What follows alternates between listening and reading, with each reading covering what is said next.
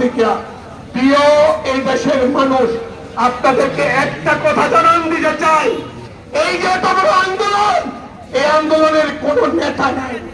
এই আন্দোলনের নেতা প্রত্যেকেই এই আন্দোলনের নেতা।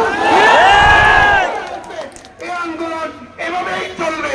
আপনার আন্দোলন আপনাকে এগিয়ে নিয়ে যেতে হবে ইনশাআল্লাহ।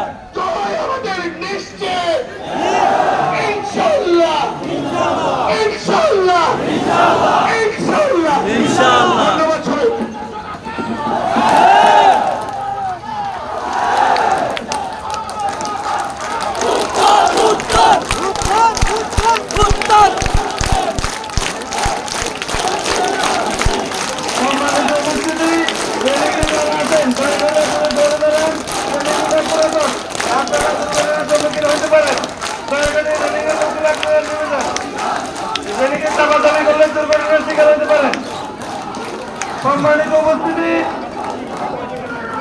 সম্মানিত উপস্থিতি, আমাদের এখন সভাপতির বক্তব্য দিবেন।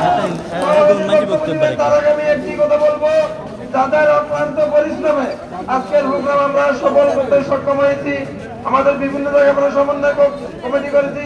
বালুটিলাতে আমাদের মানিক সদাগর সাহেব, আমাদের শাহাদাত এবং আমাদের আবু বকর মাস্টার, হাসনাবাদে শান্তিরহাটে আমাদের ইলিয়াস মেম্বার, আহমদ সালাম মেম্বার ভাই, ইলিয়াস চৌধুরী ভাই, বাগান বাজার আমাদের বাবুল চেয়ারম্যান সাহেব, কাসিম মেম্বার সহ অন্যান্য নেতৃবৃন্দ, অত্র এলাকায় হিয়া করতে যারা সর্বোচ্চ কষ্ট করেছেন, শ্রম দিয়েছেন, নুরু ভাই, ইব্রাহিম ভাই, জনাব আলী হায়দার সহ আমাদের ছাত্র প্রতিনিধি জাহেদ সাহেব,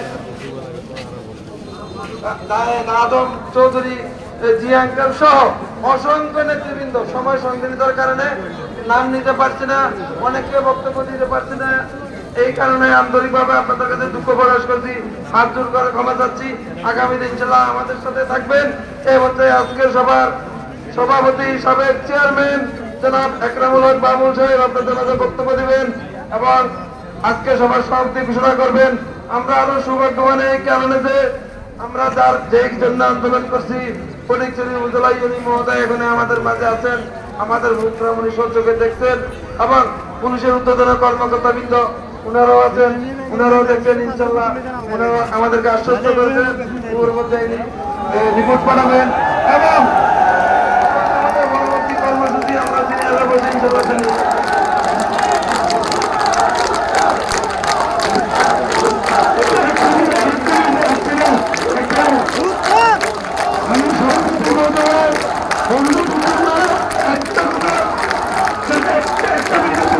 একটা